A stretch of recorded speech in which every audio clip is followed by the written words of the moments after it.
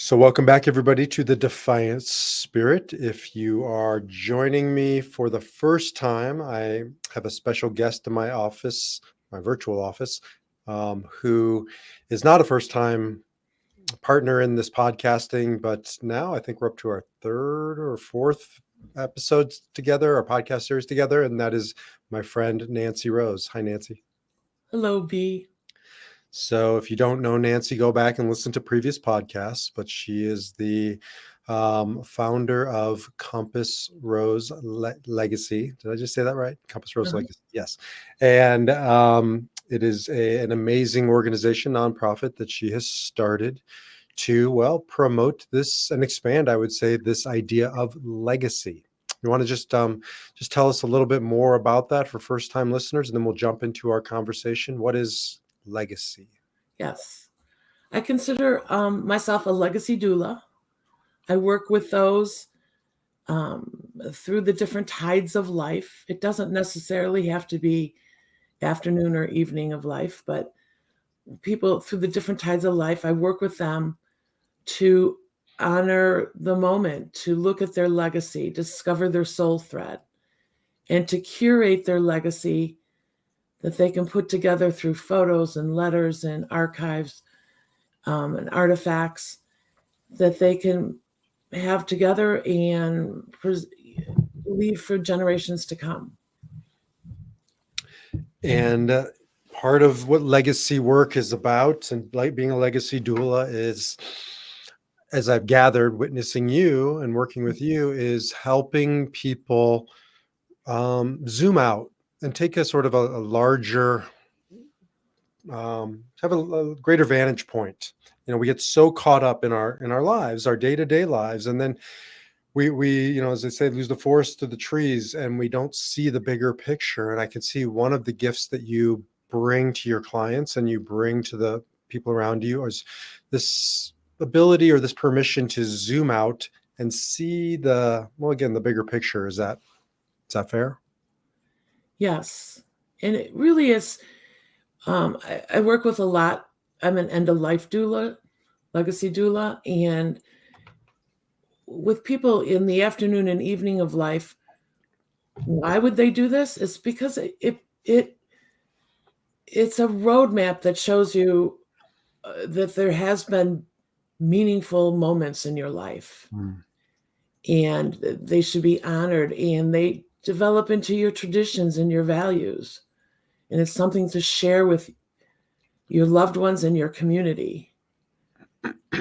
For people at end of life, it's like a life review, and it gives them, there's plenty of studies that have shown now lately that it gives them value, the reason why was their life. Mm-hmm. One of the things that I love that you also do is, you're helping certainly the person who's dying or transitioning to whatever's next to get there, and to get there with a greater sense of purpose. And again, that ability to sort of see it all come together. Viktor Frankl talks about how we can only know meaning of the moment. We can't know the meaning of our life until the end, when we look backwards. It's a retrospective. So I see the work that you're doing with them, but I also see the work you're doing with their children or the survivors who are still in the meaning moments, and helping them start to take stock of their meaning moments and put together the bigger picture of the meaning of their life. Is that also, would you say, something that's embodied in your work? Yeah, it's a big component, and as we call it, carry the fire, to witness. I've heard of that. Yeah, it sounds familiar. I know. Okay. Carry the fire of our loved ones, meaning holding on to their, once again, I keep saying values and traditions, but carrying that as a light, that their memory goes forward. And I've worked with you, and you've come up with an incredible program called Carry the Fire. And we work with those through their grief process and afterwards on how to make it more about life than it ever is about death. Mm-hmm. And that's how we do it, carry the fire. Yeah, so this isn't It's certainly about death, and it's about reimagining, or as we say, flip the script on death, so that it becomes meaningful and purposeful and something we look towards, not we look away from. But it's as much about life as it is about death. I believe it's about the afterlife. I believe it's about fully being in life at the end of our time here, and those are the things you help people do. But I also see it's about the living to not die, as I say, a second death when their loved one dies, but to it's Viktor Frankl's second book, Say Yes to Life in Spite of Everything. And that's part and parcel of what I see you doing in this world. Yes. So let's get into one of the ways, let's make it practical. You like tools. I know you're a big fan of tools, and as am I. And actually, if you've ever been to my tool shed, which you probably haven't because it's relatively new, but Nancy inspired me to create the tool shed, which is a virtual tool shed where you can go in and you can just check out my tools or tools that I've learned from, people I coach and learn from, like Nancy. And so anyways, I want to make sure that we have legacy tools. And so one of those tools, it's already in the tool shed, but we're going to expand it and do another version of it, you and I. And that is the tool of time, specifically 2 types of time. That's a lot of T's. 2 types of time, Chronos and Kairos. You want to take us into that tool? Yes. I've, in the last couple of months, working with legacy and working with clients on legacy, realized I had to, we're all taught when we're young, the 2 different types of time: Chronos, which is quantitative, and then Kairos, which is qualitative. And we're taught that when we're young, but it seems like we forget about it or it goes away because we live in a society right now that is basically Chronos based, which means dates, times. When do I get to the next meeting? When's my next appointment? When am I having dinner with friends? It's all data. Or in my work, people are doing genealogy, which genealogy is really Chronos. It's the dates, the times. And when I'm working with a client on legacy and how to discover their soul thread and curate their legacy, we're working in a qualitative time. I don't care when their ancestors were born. I don't care about the places. I care about my client and what their story is. And it's qualitative moments. It's Kairos moments that you find. And that's how I'm working with it. So to give our listeners sort of an image, and I know you know this image, but it helps me, and I think it helps you. Chronos, chronological, right, is linear. It's backwards and forward, even if that's fictitious, because you can't show me where backwards is, where history is, where the past is. It's this fiction that we create so we can make sense of this complicated thing called time, but it's linear. And Kairos is circular. It's not forward or backwards. It's here, it's now, it's present. And one of my favorite teachings, and I know, Nancy, you love this teaching too, comes from a man named Rabbi Jonathan Sacks, who was, he was once upon a time when he lived, he was the chief rabbi of England, Sir Jonathan Sacks. And he noted that in the Hebrew Bible, there is not a word for history. And if there's not a word for something, whether it's Hebrew or whatever language you speak, that means there's really not a concept for it. Right? We haven't put a word to it because there's no thing that it's describing. And so what he's saying is there's no thing called history because the Bible is not chronological. It's not. If you read it as Chronos, you're going to come up short because there's a lot of holes in the Chronos, the chronological, the data. It's a Kairos experience. So practically speaking, what he says is there's no word for history. And whenever we're referring to what we might call history in the Bible, it's called memory, right? It's not happening to, and what he says is the distinction is history happened to him, it's his story, or it's their story, but it's not our story. It's not my story. And that's memory. So looking at something like the Bible, the Torah, from a perspective of Kairos would be looking at how is this telling my story? And I think what I heard you say is when you're working with somebody in legacy and their ancestors, it is interesting to you, but from a perspective of how is it part of my story, not how is it part of his story. Is that right? Yes. Yeah. And the Kairos moments are those moments where Oprah Winfrey would say, aha, it's your aha moment. Richard Rohr, who we know, Father Richard Rohr, who we both respect, and he's a Franciscan teacher. He describes it as also like an aha. It's, oh my God, this is it. That's his quote. Oh my God, this is it. It's one of the closest things you can get to perfect. And he's talking about a moment that just transcends time. It's a moment of great meaning to you, a moment of grace. And so the work we both do, both personally, I mean, I don't just teach this. I try and live it. It's not easy. We're all like, works in progress, but is to look, we live in a world of Chronos. That's just the way it is. It's not bad. It just needs to be balanced or held in a perfect union with Kairos.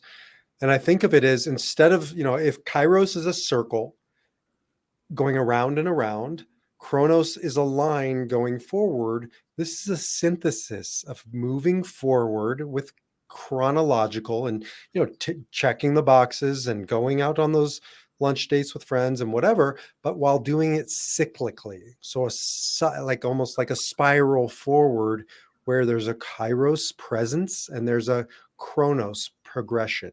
Does that make sense? Yes, and it's I think one of my roadblocks maybe in the last couple of months working with clients is how to really have them shift their mindset, because everyone's so into Chronos, so into the dates, the times. And in the work I do, the people, the names, the places, the data. And so I work with them and work with a client to shift more to a Kairos perspective. Go ahead and go back to those data points, but what transpired there? Your inner, it comes from you inside. The data points are the outer side. Kairos is inner. What transpired there? What was the moment? What was it that made you hold still for a moment? Took your breath away, maybe, for a moment. And it's most likely a transition or another event that happened in your life. But there's deep feeling underneath that, and that's Kairos. That's beautiful. This is really fundamental to spirituality, to positive psychology. There's a famous book by a man whose name is even harder to pronounce than mine, Mihaly Csikszentmihalyi, and I would just call him M because that's why I ended up as B, is a book called Flow. And what he talks about in flow is that when we're in a flow state, it could be jogging, it could be, at a sporting event, it can be making love. By the way, I think a lot of people don't realize one of the things they become addicted to, if you become a sex addict or drugs. I hear a lot with psilocybin these days. You have to stand guard against finding Kairos in things outside of yourself, learning how to get into the flow, right? And this is the Kairos. This is being fully present. As an example, when people are having sex, isn't it interesting? They say the very thing Father Richard Rohr said, oh my God, right? It's that moment of, I'm not doing dishes in my head. I'm not picking up the laundry and making a list in my head. I'm present. The challenge is if you can only get present through things outside of yourself, then it's very hard to get back to Kairos. So the work you're talking about is learning how to get present and to be inside the experience. One last thing. I was just at Disneyland, unfortunately, over winter break, and that's Ariella's happy place. I call it the crappiest place on earth. And you saw all these parents walking around videoing their kid. Yeah. That's Chronos. You're outside the picture. Kairos is put down the camera and be in the experience. Yeah. Done talking. Your turn. You know, a famous quote by Rose Kennedy is life is not milestones, it's moments. And that's, people have a hard time shifting and honoring moments versus the milestones. Mm. And so I think the biggest tool I use right now is to, well, sure, we curate their all their photos and curate all their letters and things, but then at that moment we step out of the Chronos, and I encourage people to go to the Kairos, because that really is the meaning in your life. Those are the meaning points, and to recognize it and to honor it and to appreciate. I mean, how many, like you at Disney World, where the parents are taking more photos? You know, I travel a lot, and that's the worst situation is with all the iPhones. Everybody pulls out their iPhones now. And instead of absorbing wherever you're at, absorbing the feelings, the emotions, the story, they're taking photos. And I don't think they ever experience a Kairos moment when they're at these beautiful locations, historical locations. Let's talk about why that is. Where does that come from? That you're at a beautiful site, you're watching a sunset with your beloved, whatever, and you're videoing it, right? What is that? Yeah, that's avoidance. It's most of the time you see it because people don't want to feel it. They don't want it.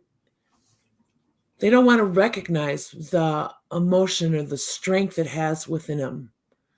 And they'd rather do the simple thing and just do the Chronos. So you reminded me of a tool, so to speak. Go deeper. What's underneath that?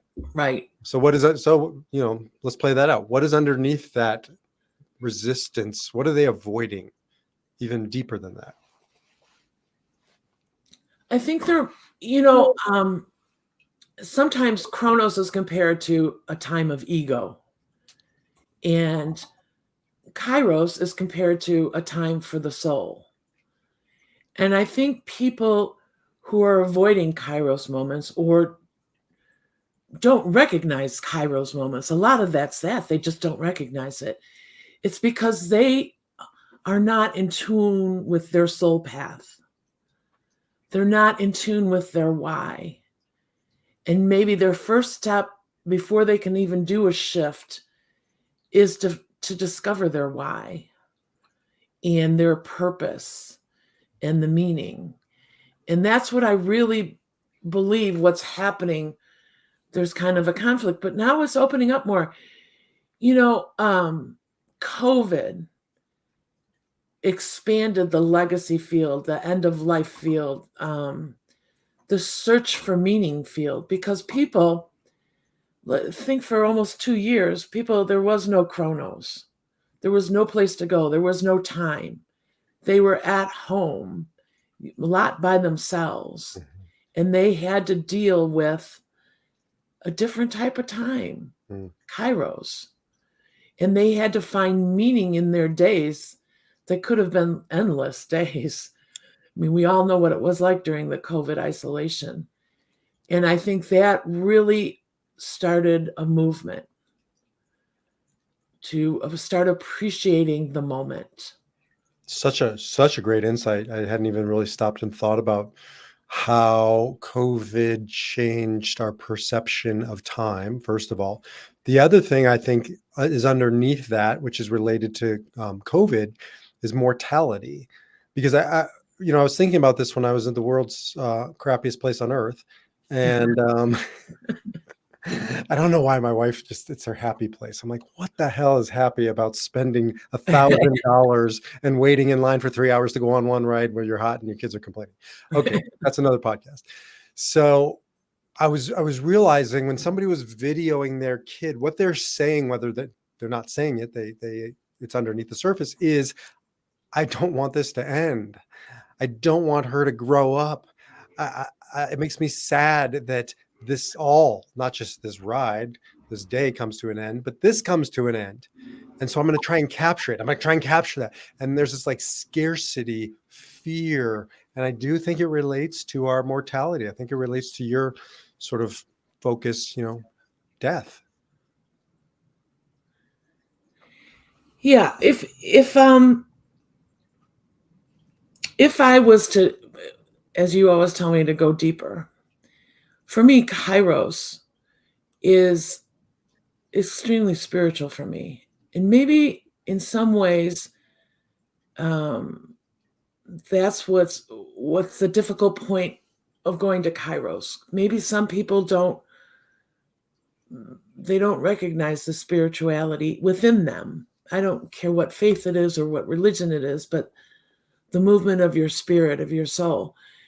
For me, I call them God moments. We used to teach the kids in Sunday school to go on a God hunt, and they were to look for the Kairos moments. We didn't say Kairos to them, but it was a God hunt where they found special moments that made them stand still for a minute, appreciate just that time. It can be a smile from a friend, or like you said, go in the backyard in those moments in meditation and contemplation. I think it was Richard Rohr who compared Kairos to contemplative prayer, where there's the stillness and the silence. And it's the silence and stillness within you. It's inside you. Mm-hmm. So that's kind of those moments, those Kairos moments you have in your life can really determine your steps forward, your future, your destiny. So they are important. It's just showing people, witnessing them, and showing them what a Kairos moment is. And tying it back to our last podcast about soul threads, now that we're talking it through, soul threads is all about finding those moments in your past that you carry with you as defining moments, but they're not defining because of where they fell on the chronology. They're defining because of this Kairos experience. I was fully present. I think one of the, I used was my being with my dad, 8 years old, covering him up on the couch, this sort of protector piece of me that was a Kairos moment. And then I look at another one at 25, and that was a similar example. And I start drawing a line through these Kairos moments, and that starts to tell the true why of my life. Yeah, and Kairos moments, once you recognize it and once you know that emotion, that feeling, you can have several Kairos moments a day. But you really need to recognize it as that. Like for you, in the last 24 hours, I'm sure you had some type of Kairos. I know it was talking with me is your Kairos moment, but I'm sure there's something in your family or with one of your children where it's just riding with your son in the car. There's that special Kairos moment where it doesn't matter what time it is, what day it is. There was just a special moment between you and your son. Totally. And, just for people listening, there's also maybe what we'll call the Kairos killers, right? Those things that terminate Kairos. Like, for instance, I was having one of those moments with my son. We were inside the conversation, as you say it, in the car, driving him, which is half of my life these days. And I killed the Kairos by going into instruction mode, or I turned whatever we were talking about into something transactional, or I attached a doing to it. I don't know what it was. I just remember she flew away. that Kairos just flew away. Yeah. Fleeting. Can be fleeting. Um, there's important too when I talk to people, like you said, Chronos is the doing, all the doing. There's so much doing around us. People have to learn to the being, to just be still. When I'm with groups of people, I have now, through your training and your tools, I have learned just to be still and to be there, not to be doing something, but just to sit still and appreciate the moment and what's happening around me and how I feel about it. So that is an important part of Kairos, I think, is just the being. So it's part of it is just the being. Another is to just have a knowing or a faith. I like the word knowing of it'll last as long as it lasts. It's here now. It's not mine to control. Right? Just sort of this surrender, I guess, is the word I'm looking for to what it is. Because the moment, like yesterday, when I tried to control the direction of the time, it was no, I was on the outside again. And so staying in it and just being, like you're saying, present and surrendering, I think are really important Oh, yeah. aspects of it. It is, though, when you look at the roots of Kairos, there is some action in there. There is the call to action. Isn't that how it's defined in the Greek word? I think it's the call to action. I forget. In the Bible, Kairos is brought up mostly in the New Testament, so you're probably not familiar with it as much. But in the Bible, it's I think it's brought up like over 86 times in the Bible. And one of probably the most memorable for everybody is Ecclesiastes, a time for all seasons. The verse where it's a time for this, a time to dance, a time to love. That's seasons. That is Kairos. Mm-hmm. And you can see where it's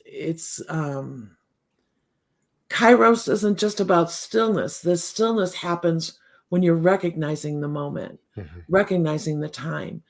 But it's also an encouragement. Like I said, it can change your destiny. It can change your pattern, your path in life, once you recognize that moment and find meaning in that moment. Beautiful. So, before we wrap up, just one idea that you maybe think about is, well, two ideas. The Hebrew word for time is zman, and zman means also invitation. And so as we kind of now take this out into the world, really thinking in new ways about time as opposed to killing time, right? Like the worst statement ever said. Like all we have is time, and you kill time. But time is an invitation to, yes, check the boxes and do the things and, create the structure and take care of your responsibilities. And that's Chronos. And then an invitation to Kairos, an invitation to this sort of deeper quality of time. And the other thing is memory, because as I always say to people who are grieving, your loved one isn't dead. I mean, their body is, but if you're thinking about them, by definition, they're not dead. They're alive and well. It just happens to be in Kairos time, not Chronos time. And so starting to reorient ourselves around our lives around Kairos is truly, it's just life-giving. It's a new way of being in the world. Yeah. And for people looking at Chronos and Kairos in their life, I think what's the first step for them? It would be just be still for a minute and recognize what's happening around you and discern. A big portion would be discernment, how Chronos and Kairos interacts in your life. Because they do have to work. I mean, they're not exclusive. They're not separate. We do have to work with Chronos and Kairos. And the big step forward is to learn how to blend those so one doesn't overtake the other. Because I don't think you could live your life 100% in Kairos either time. It just wouldn't be possible in our society. I'd like to. But, so I think it's the blending and recognizing where your balance is on that. Yeah, and I'll end with, on my side, I'll give you the last word, but I do think it's possible. It's called heaven. It's called the next world, or wherever we came from. That is a Kairos space or place. We chose to come here. I'm doing a lot of work right now on my newest program, 9 Lives, the Spirit of the Enneagram, and our soul contract. And we came here for a reason. We came here to do work. So we chose to leave Kairos behind for a purpose.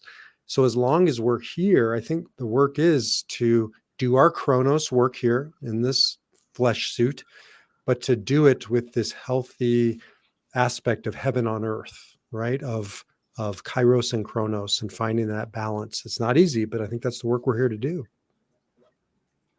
Yeah, that's a beautiful analogy.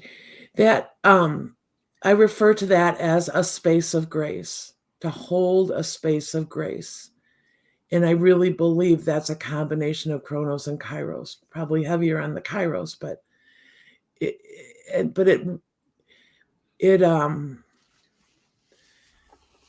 holding a space of grace, whether it's either for yourself, your family, or your friends or clients, as I do, it gives people the expansion or the allowance to appreciate Kairos and to learn about Kairos, really.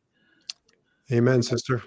I know. Well, if you want to learn more about Kairos and how to bring it into your life, into your loved one's life, particularly around the end of life, but also around designing, curating your legacy at any point of your life, reach out to Nancy. What's your website again, Nancy?